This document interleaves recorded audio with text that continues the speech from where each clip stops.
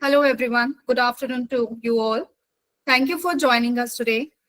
I'm here to help you to decode this revised CERT-In guidelines issued on 25th July 2025. It is actually a regulatory shift that directly impacts both the auditors and auditees.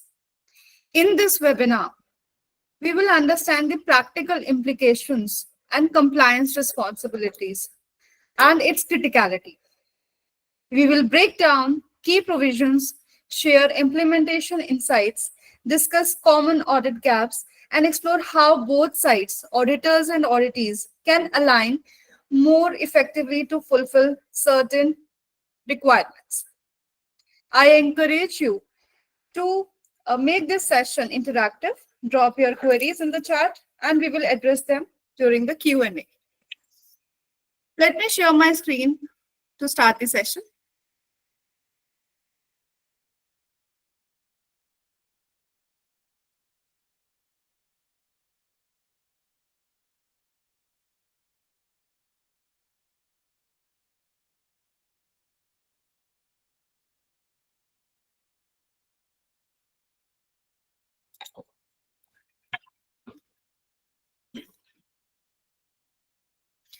Before we start, let me tell you about the CyberSRC group. We are a certain empaneled ISO 27001, ISO 9001, SOC 2 compliant, globally recognized award-winning organization. We have challenged the bygone technological and business outlook to a security domain. Our goal is to assist organizations globally, MSCs, MSMEs, SMEs, and enterprises to enhance their capabilities and effectiveness in cybersecurity defense, minimize enterprise and IT risks, manage security operations, and to achieve regulatory compliances. And we are backed by a very diverse and dynamic team, which have a combined experience of 50 plus years under the belt. So for today's session, this would be the topic that we'll be covering from the guideline.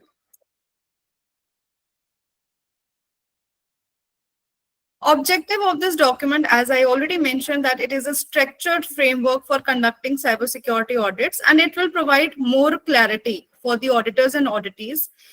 Though we have this guideline, but we will also touch base some of the new things that have come up in the guidelines and how the CERT-In has mentioned the continuous improvement parameters in the security practices in this guideline. Before we start, we should know how the authority for issuance of these guidelines comes up with the CERT-In. So CERT-In was formally created under Section 70B of IT Act 2000 in October 2019. And this section authorizes the central government to appoint CERT-In as national agency for handling cybersecurity incidents. And the functions of CERT-In includes issuing the guidelines and advisories. So these guidelines, all certain empaneled auditing organizations, including us as CyberSRC and Auditees, which includes public and private sectors, they must adhere to these guidelines, which has been issued by the CERT-In. Applicability. So applicability resides both with the auditing and auditee organization. Auditing, those auditing organizations which are CERT-In empaneled, the applicability lies to them.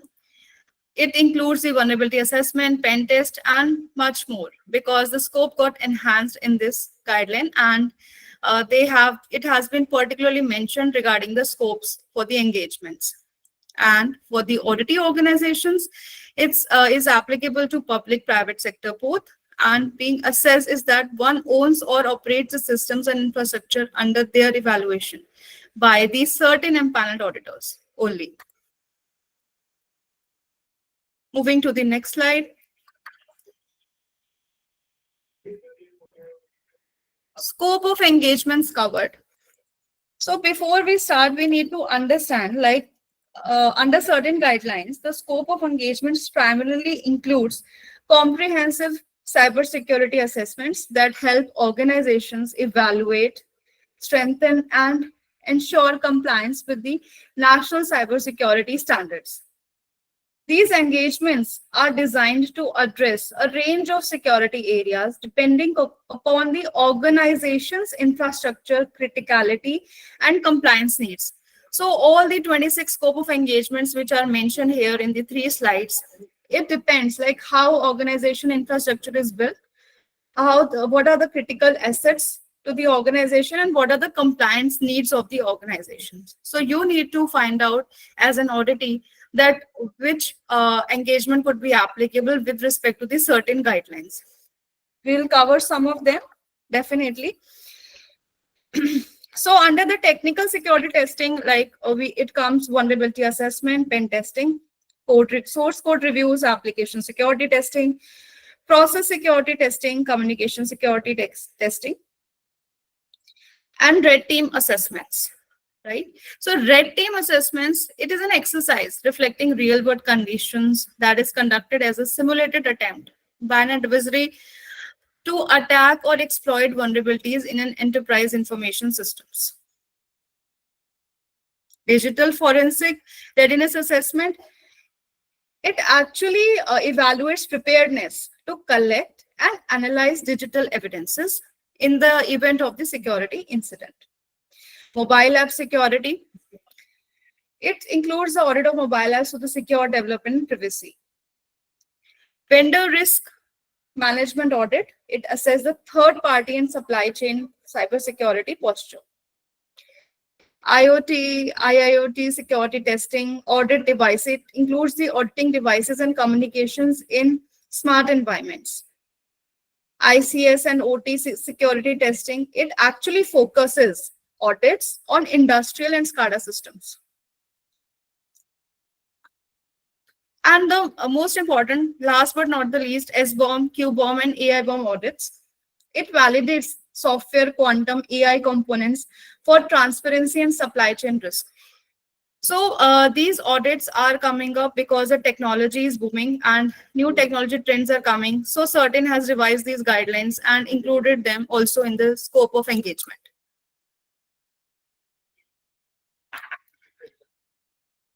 Coming to the comprehensive cybersecurity audit standards, these are the guidelines for effective security testing and compliance, and it is actually prime responsibility of the auditor with respect to these guidelines to follow the industry standards, methodologies, and best practices to avoid their reliance on solely automated tools to ensure a thorough assessment of the IT infrastructure. Means with respect to the tools also, and they also need to perform the manual testing considering the automated tools also and their implications, their limitations. So manual assessment is also required with respect to the organizational context. Then the comprehensive frameworks covering the different domains that includes ISO standard cybersecurity audit baseline requirements, cloud control metrics, WSTG, ASVS, MSTG with respect to the mobile security testing guidelines, OWASP, DevSecOps maturity model for continuous integration and continuous development security. So all the kinds of frameworks with respect to the domains and environments, it needs to be followed by the auditors while testing the environment. And incorporating the certain guidelines, considering the cybersecurity audit baseline requirement, the link I have attached, definitely we need to go and check as an auditor, certain empaneled auditor, to follow these guidelines and incorporate those guidelines while performing the testing. Now, if you see the most right corner, PII impacting app DB platform. So first of all, it is the responsibility of the auditees to maintain our inventory of PII, critical assets that covers the PII, right? Critical applications, databases, and auditors also need to follow the comprehensive audit program checklist while auditing those assets and the information. That includes 282 control points. And it is a mandatory default audit scope and must be thoroughly assessed by the auditors. Policy compliance review, definitely auditing organization must verify the existing policies of the organization against the industry standards and best practices. So Every organization had different contexts, statement of applicability, their risks are different, their scenarios are different. So auditing organizations, rather doing the score testing based on the CVSS, they need to follow the risk-based approach following the organizational context. Then coming to the secure design and development, if the auditee organization, they are actually designing and doing the development in their environment. So they must ensure the applications is using the secure practices before any assessment begins. And secure development should follow the guidelines for secure application design and development. The guidelines are can be referred on the CERT-In website. Applications that are lacking secure design and development, they should not be considered for the audit. And it is the responsibility of the auditor and auditee both before starting the audit to confirm that secure development is being done before for that particular application. For the continual improvement, the auditing process, it should be seen as a means to continuously improve the auditee organization. So definitely, these guidelines are here to ensure that the auditee organizations and auditors who are performing the testing, they should follow a risk-based, domain-specific approach aligned with the organizational business context, as I already mentioned, because the threat landscape, the attack surfaces to that organization, and operational priorities, they are totally different and are specific to the particular organization.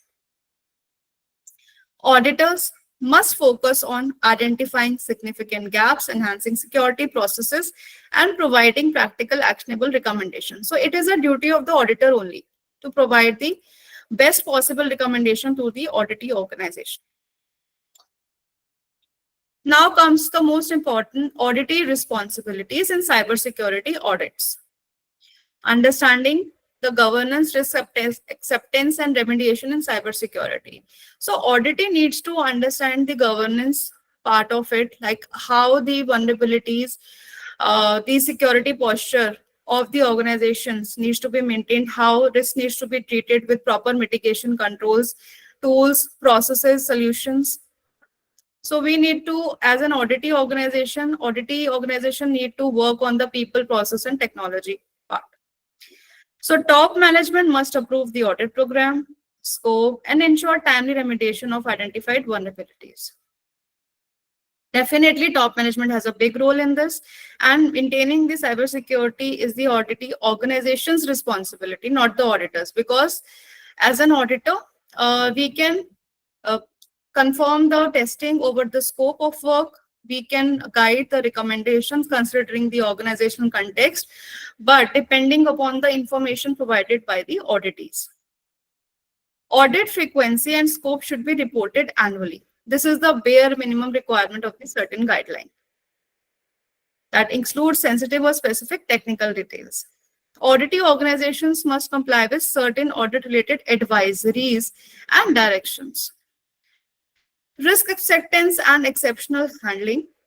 So under this, proper risk treatment actions, basically how the risk should be treated, they need to be avoided or they need to be transferred to the third party, and how to reduce that with the mitigation controls based on the auditor's recommendation for reported vulnerabilities. They must be authorized by the head of the auditee organization. So auditee needs to analyze the recommendation and they need to decide that how the risk should be treated with respect to the different vulnerabilities that has been marked during the testing. Exceptions to application. So vulnerabilities must be approved by the application's owner, that is the head of the organization. Most important part, remediation and follow-up. So this is actually a mutual consideration with respect to the auditee and auditors. Auditee is responsible for implementing recommended actions provided by the auditors, and audit findings must be acted upon to improve IT security. Identified vulnerabilities should be patched by the respective owners given by the auditors. For example, the vulnerabilities have been marked with the severity critical, high, medium, low. So these vulnerabilities must be patched with respect to the best industry practices or the regulators' requirement, respective regulators' requirement. The responsibility is to fix the vulnerability. It lies with the auditee organization only. Fifth, the last point, if you could see on the top right corner of the screen, follow-up audits must be included in the scope or RFP. So this is the most important part, because the RFP should be designed in a way that it should cover the follow-up audits also, and it should be conducted after the closure of the initial audit issues, so that the auditor can analyze once the auditee confirms that all the issues are patched. So after that, the follow-up audits could be conducted, and it should be the part of the RFP. Auditee responsibility lies with the internal monitoring and the development practices. They must ensure availability of the required skills, experience. They have hired the resources for maintaining the security posture of the organization. Application handling and audit artifacts. So the thing is, like, if no code changes should be made to the audited application or infrastructure after the audit certificate is issued. So for the application testing, it is mentioned here that no code should be changes after the audit application, after the testing has been done, after the audit has been done for that application, right? After the certificate is issued. These artifacts, auditee must capture and share. That includes the hash value, versions, and timestamps. And they need to be shared with the auditors, auditing organizations. So auditee must share all these things, capture. This may be used for the digital forensic part also, and also to ensure that at the time of the testing, whatever the scenario has been identified, the weakness has been identified, they can be properly traced with respect to the timestamps and the versions. And with the hash values, we can identify that no change has been done once the testing has been started. Audit reports must be signed by the auditors listed on the CERT-In website and who perform the audit. A designated reviewer, not part of the audit team and from mid-management, must review and sign the report for quality assurance. So in cyber SRC also, what we do is, like, we have provided the different levels of the reviews. So the person who is doing the testing, his lead test manager is reviewing the report at one level, and then the peer review is done with another technical manager. And the third level of review is with the quality assurance, who is not part of the initial testing. So there would be a transparent view to the audit happened for that auditee organization, to avoid any issues with respect to the transparency, fairness. The head of the auditing organization, director, partner, or CEO, they must sign the final report certifying its completeness and accuracy. Audit certificate must be signed by the lead auditor and the head of the auditing organization. This is just for the auditors, and it is for the information for the auditee organizations. Moving to the next slide, this is the auditee responsibility. When actually they must fully manage the audit process of its information infrastructure. What you say is like asset management. So with respect to your particular regulator or government authority, the auditee organization, they need to manage their infrastructure, the scoped infrastructure that is required for the audit. They should define the audit scope clearly, and they should select the auditing organization whomsoever. They should provide the proper audit scope, grant them the access, and ensure that all the closure of all the audit observations without any delegation has happened. They should,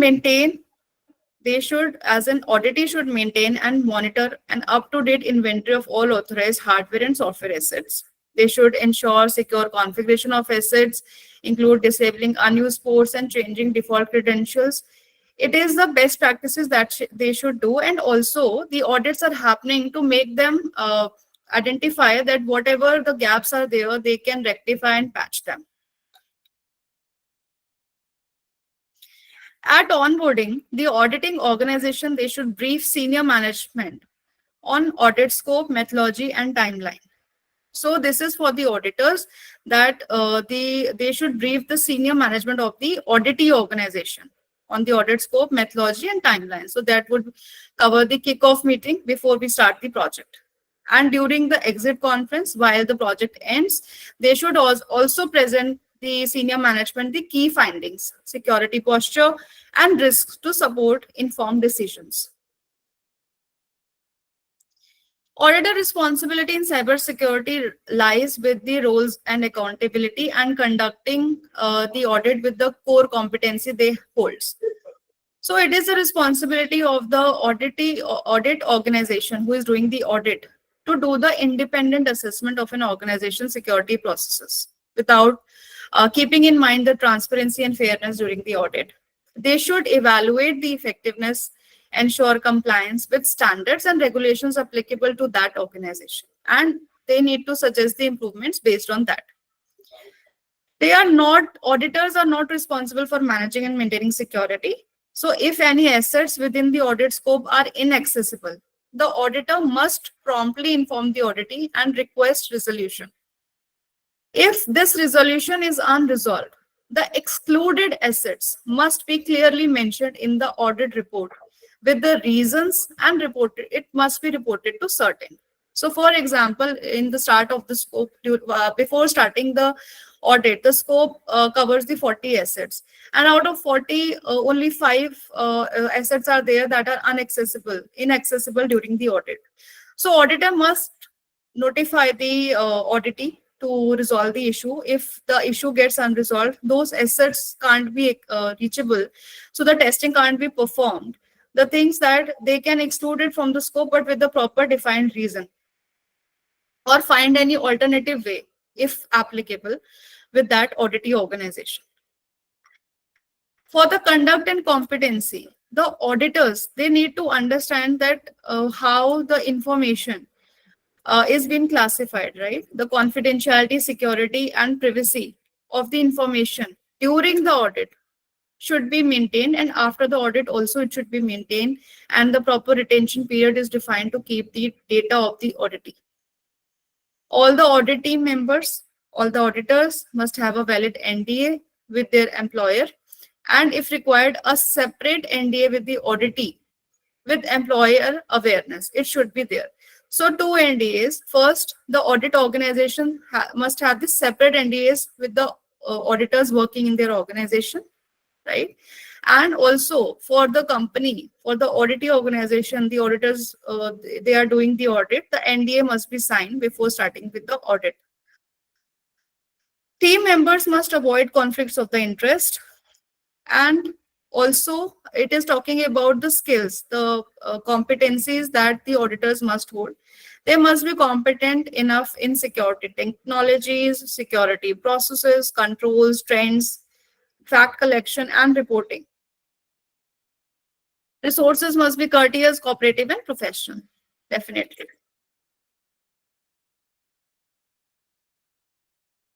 Handling audit data, as I already mentioned, the audit data at rest should be maintained properly in an encrypted format, not in the readable format. It should be encrypted.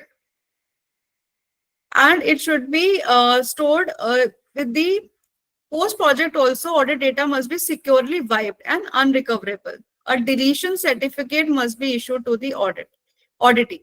So it must be decided before the audit, like how the auditee organization wants their data and for how much time. But from the certain guidelines, as a best practice, we are keeping as a best practice the data for the 1 year. As in, like, if auditee organization asks their data, so we can provide to them, and we keep them in an encrypted format. And after that, we have a data retention policy, and we are following that, wiping out the data securely and in an unrecoverable state. We adhere to the certain policies guidelines for handling audit related data, definitely, and also it is an ask for all the certain empaneled auditors. Report must be signed by certain listed auditors, reviewed by an independent mid-level reviewer. I already talked about this. There should be a segregation of reviews after the audit has been conducted. Before the report reaches to the auditee, all the segregation level of review should be done.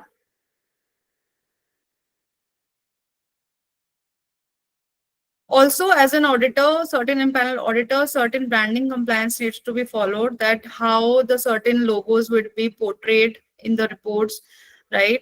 And how the impaneled organizations, they keep the certain updated with the snapshots and point of contact details, right? So all these branding compliances, the certain impaneled auditors needs to follow.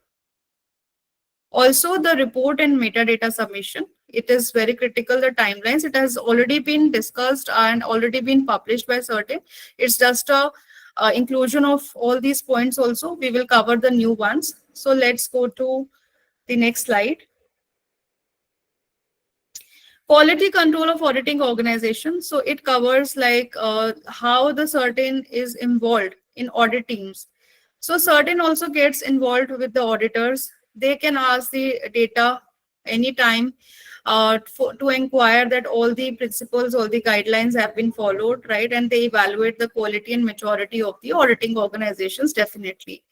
Also, auditing organizations can provide their feedback to refine the selection process of the auditing organization. So definitely auditing organization can also provide, so that CERT-In has an idea that how the certain impaneled auditors are performing with respect to and what are their maturity levels.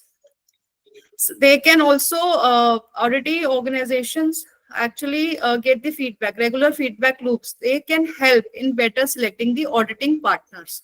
So with these feedbacks, the CERT-In, if the auditing organization send a mail to CERT-In, also they get the feedback, and CERT-In also can guide them whom to select as an auditing partner. Selection of an auditor, definitely this is important for an auditing organization. They need to assess like what types and sectors of the audits have been conducted by this auditor organization, how many audits have been conducted, of which category, technical team details, tools, methodologies, trends used while doing the audit. All those can be discussed before providing the scope of work or the solution strategy. They can be discussed before giving the project to the audit organization.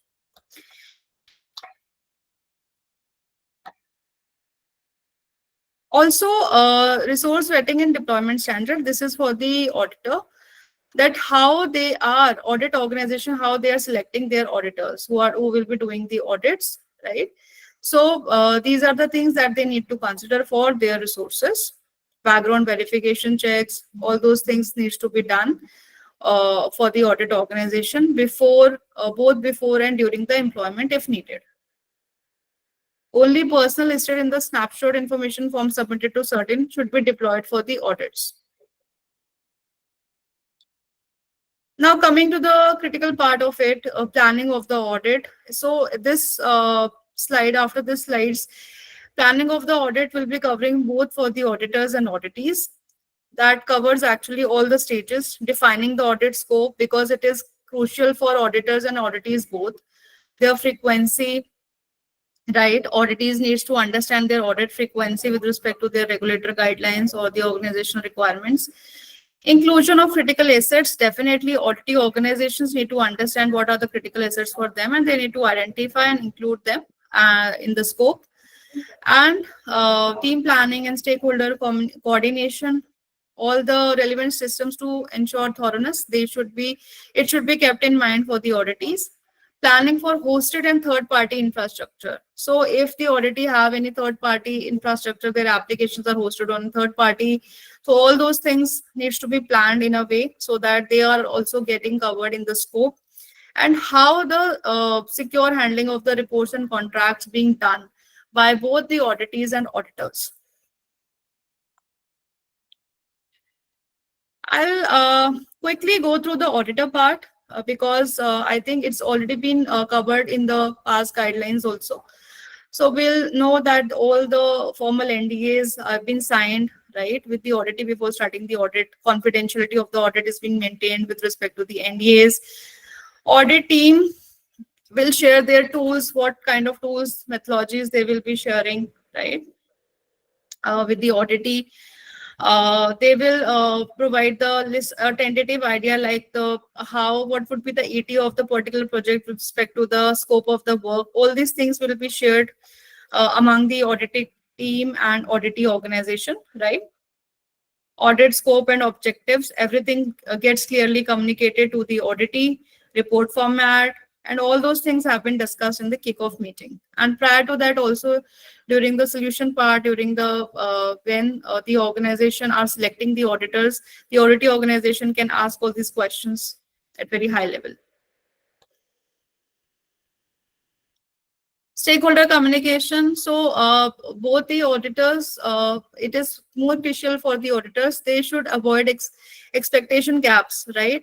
So the gap should be clearly mitigated, considering that all the requirements, the audit process requirements, the required inputs from the auditees, what kind of deliverables and what kind of reports they will be providing, that needs to be clearly communicated to all the stakeholders.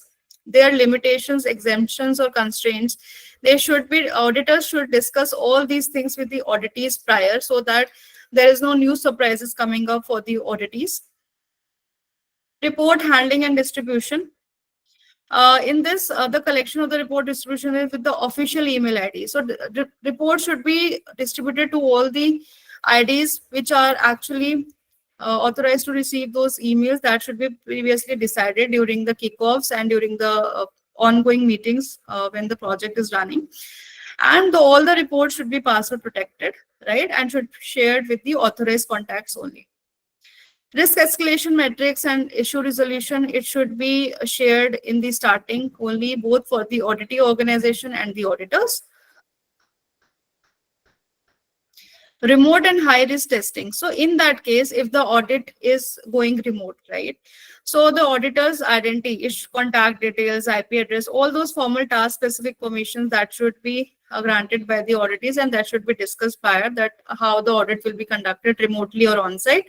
And they need to obtain the specific written approvals, right, for the high risk test. So if in case the requirement of the audit is conducting the high risk test, right, in the environment, it should be prior approved and should be written in the mail with the approval. Like for example, if you're covering the DOS, survivability and process testing, or social engineering testing, or any kind of similar high risk tests, we should need to notify auditee about the change in plan or testing source, high risk findings, high risk traffic test, testing issues, and definitely we should notify the auditee with respect to the regular progress updates in the testing.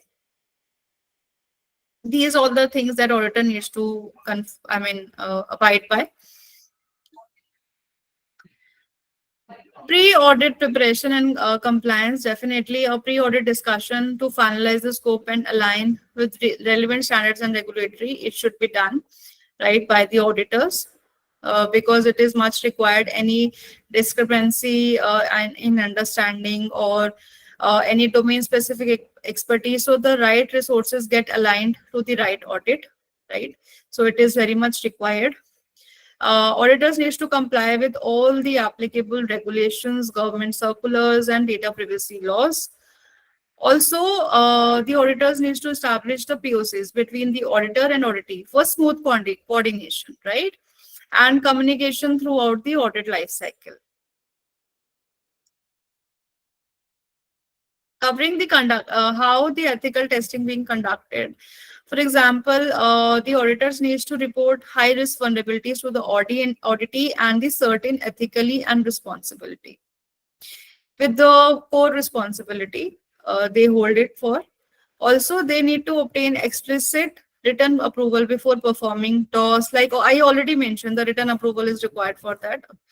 Covering the critical environments, if they prefer the passive testing methods, they need to ensure the availability and avoid service disruption. So it is the responsibility of the auditor. These kind of operational service disruption should not happen while they are testing the critical environments. If they are preferring the passive testing methods, they need to ensure all these things and their fallback plan for that also. And the auditee must needs to be notified prior. Also, for the managing testing environments and approvals, it should be clearly specify which kind of environment will be used for the application testing, right? how the audits will be performed on the staging or testing environments, right? Before issuing the audit certificate, because it is at the last stage. So all those things needs to be clarified in the first meeting, kickoff meeting, and the subsequent initial meetings, where all the environment discussions, the which kind of environment would be tested. So it should be discussed prior conducting the audit. Otherwise, the challenges will arise while granting the audit certificate. Also, the auditor needs to ensure the quality timelines and confidentiality, maintain the audited data confidential with documented procedures, right? Incident management escalation, definitely auditors must have this incident management policy and escalation metrics for handling non-compliances and sharing it with the auditee. Review and coordination, also already it's been done, like there must be the review of the reports and the proper coordinations with auditees and the internal stakeholders, right, to track the progress and how the audit effectiveness can be improved, and to ensure that the scope of work is covered during the audit end to end. This is the guideline for auditee we are coming up. So definitely auditee's responsibility is to prepare the audit environment, right? Once it is decided which environment, then auditee's responsibility lies with preparing the audit environment, giving the accesses, right? Also, they must be ready with all the policies previously. They should have all these policies so that they can provide the accesses at the right time, and they have the proper access management policy, right? They must maintain the access policies with respect to if they are providing the privilege testing is needed, right? They need to provide the temporary credentials and how they need to maintain these credentials till when. So all those timelines needs to be maintained as per the access management policy. All the accesses must be immediately removed after the audit completion. Monitoring should be done, right, while the audit is happening, so that to avoid any kind of disruption in the operations or any kind of data breach. Adhering to the regulatory guidelines, they need to implement relevant CERT-In or regulatory advisories and guidelines in the audit program. Now, this table, it shows basically the audit frequency and trigger conditions. Because in the previous slides, I have mentioned that the minimum audit frequency is annual, right? But based on the size of the organization, criticality of the assets, complexity, frequency may be increased to annual, to maybe semi-annual, right? And based on the risk appetite also, and also based on the regulator's requirement. And most importantly, if any major change happens that has a high risk impact and it is quite impactful, right, to the organization, so the audit needs to be performed if any major change happens, right?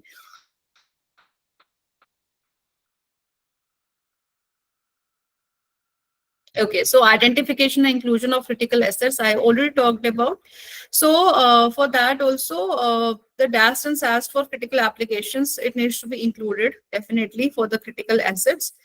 And SAST should be mandated in procurement and clearly stated in RFPs and tenders. So if you are procuring it from the third party, so SAST is mandatory for the system third party integrator. It should be done, and it should be clearly mentioned in the RFPs and tenders. The responsibility of the third party lies with it. Now, coming to the audit team planning and stakeholder coordination. Audit team needs to ensure the availability of the outsourced organizations, that is third party organization. Personals are available during the audit. Auditing organization must document all actions and methods and assign a technical team as point of the contact for the auditors. So this is the responsibility of the auditee organization. And they should schedule regular interactions between the technical team and the auditors. Now, this is an example. If a website server is hosted on a third-party server, so the hosting organization is responsible for auditing only the web server OS, hosting server backend DBs, and the website content owner is responsible for auditing their website data, scripts, and application components. So website owner must select a certain empaneled auditor as per the internal rules. So for the third party, it is the server and the OS, right? Platform and the server. And for the website content owner, if it is the auditee organization, they are only responsible for getting the website data audited, right? Website uh, data scripts and application components to be audited. So it's their part of responsibilities. So for the server and for the OS, it lies with a third party. Secure handling of reports and data. Auditee needs to define a secure mechanism for storing their data also, and how they need to keep the data and destroy the audit reports. Definitely, it is at the auditee level also. Agreeing on the terms of the engagement, definitely the formal engagements, agreements, it should be, it is actually essential before starting an audit, right?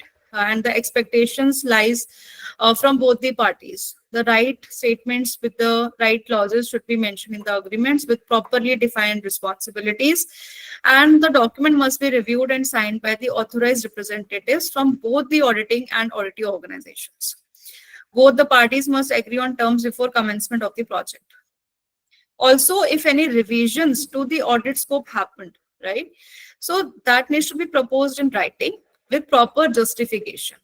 And it should be jointly reviewed to assess its impact on timeliness and resources and deliverables. It should be approved by authorized representatives and formally documented as an addendum or amendment, right, to the previous RFP and the agreement, and should be communicated to all the relevant stakeholders.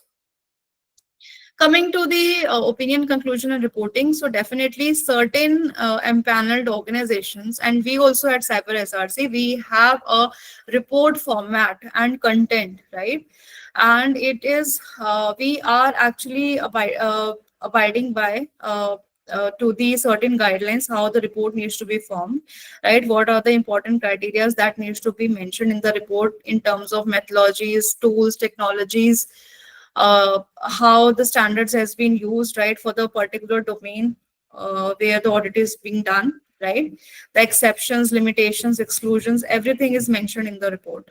And the severity, risk rating, the recommendations. All those things are mentioned with respect to the certain guidelines only. Communication with the IT governance, definitely I talked about the kickoff meetings. So exit meetings are also required while the when the audit is being done. So it should be discussed with the auditee organizations that what are the findings, how they need to be patched with the proper recommendations. Also during the follow-up audits, it should be communicated properly with the governance team of the auditee organizations. And proper alignment with respect to the clarified roles, both at the auditee and auditor organization. It actually helps to clarify the things with respect to the accountability at both level and commitment also. Audit evidence and documentation I already talked about. Consequences of non-compliances. It is for the auditors. Like CERT-In has issued a framework for addressing non-compliance, moving to watch list, right? Suspensions and withdrawal of the empanelment. Considering the severity of the non-compliance, right? It is actually for the auditors how they can be punished or how they can be deterred. For the auditee organizations, it is like the thing that if there is non-compliance with respect to any of the guidelines, right, they need to be getting the point that they need to be compliant with respect to the organizational aspect, risk factor, attack surface, and the regulators requirement. And also the deter or punish act comes under the IT Act, right? So anything, any breach, data breach happens, it has its own severity and impact. So the decide the punishment and the non-compliance consequences is being decided based on the act and the criticality of the breach, severity of the breach. Also, CERT-In has opened the feedback forum, where they encourage both the auditees and auditors to provide their feedbacks with respect to their guidelines, so that they can enhance these guidelines with these continuous feedbacks for the better improvement of the structure.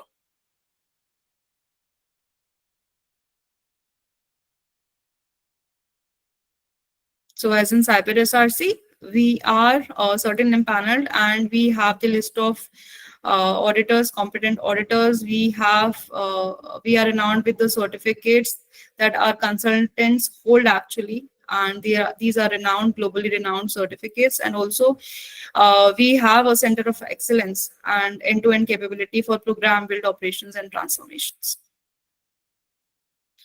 You can contact us for any clarifications and any kind of security assessments and engagements. Thank you. Now the forum is open for the questions.